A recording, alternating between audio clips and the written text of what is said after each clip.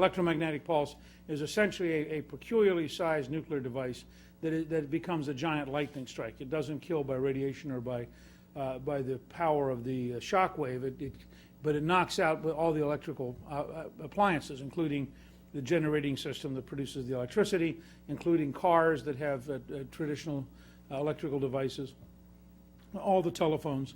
And if you look at the size of the electrical generating system, it's not replaceable.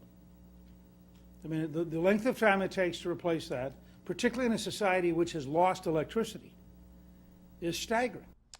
Right. And the predictions under such a scenario are extremely dire. Joining us now is Dr. Vincent Pry.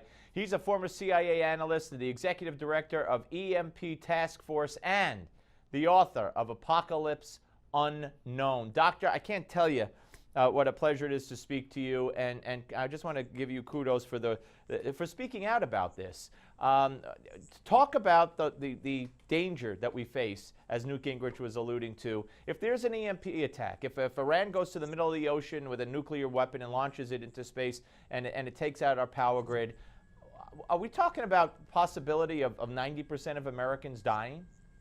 Yes, that's what the Congressional EMP Commission concluded, that up to 9 of 10 Americans could die from starvation, disease, and societal collapse. Of course, we're an electronic civilization, and everything depends directly or indirectly upon electricity. You know, without electricity, there's no communications, no transportation, business and finance doesn't work, even food and water, would not work, and or be available to the public. And so it's a high-tech way of killing people the old-fashioned way, through starvation and disease and societal collapse. And it's a Sharia-compliant use of a nuclear weapon. Because the EMP, if you follow the doctrine, as the Iranians, for example, write about this, because it doesn't directly kill people, it indirectly kills people, and their reasoning is that because we have elevated technology to the status of a god, and we live a corrupt, materialistic lifestyle, in a way we're dying by our own sins when you die from an EMP attack.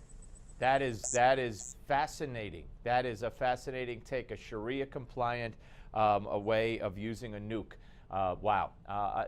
Now you've scared me even more. But I know that's not your intent. I know your intent is to educate. But this is what got me, and this is what has reignited this interest in this topic. Unfortunately, it should be of interest to all of us every day. But how the people that keep us safe, the government, the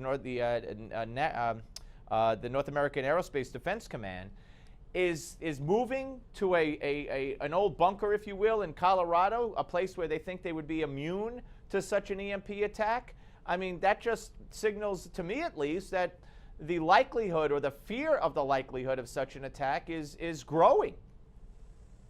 Absolutely. I and Ambassador Hank Cooper, who was the director of the Strategic Defense Initiative and a senior advisor to President Reagan on national security matters, recently wrote an article in the Wall Street Journal about this very thing. Admiral Gortney, who's the commander of the North American Aerospace Defense Command, announced that they were putting a lot of capability back into Cheyenne Mountain. They had never completely closed it down. It was serving as an alternate command post, but they were occupying less than 30% of the floor space, and most of their business was being done at Peterson Air Force Base.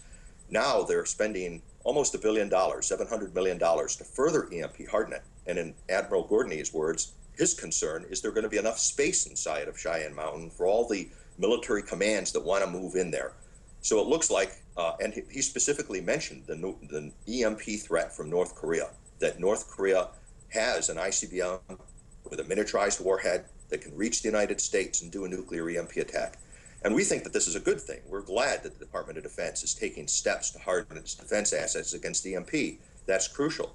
But our question is, what is the government doing to protect the American people? Well, that's my question to you. We have a minute and a half left, and I've asked this over the years. I've asked this to Congressman Trent Franks, who's been very outspoken and trying to lead here. I understand there's yet another bill in Congress to try to address this.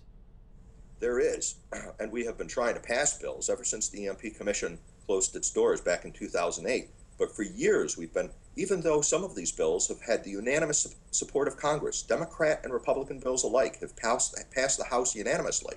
But Washington is so broken, you've got a situation where a single senator can put a hold on a bill and stop it from becoming... And why would they? If it's happened, what's the reason for that?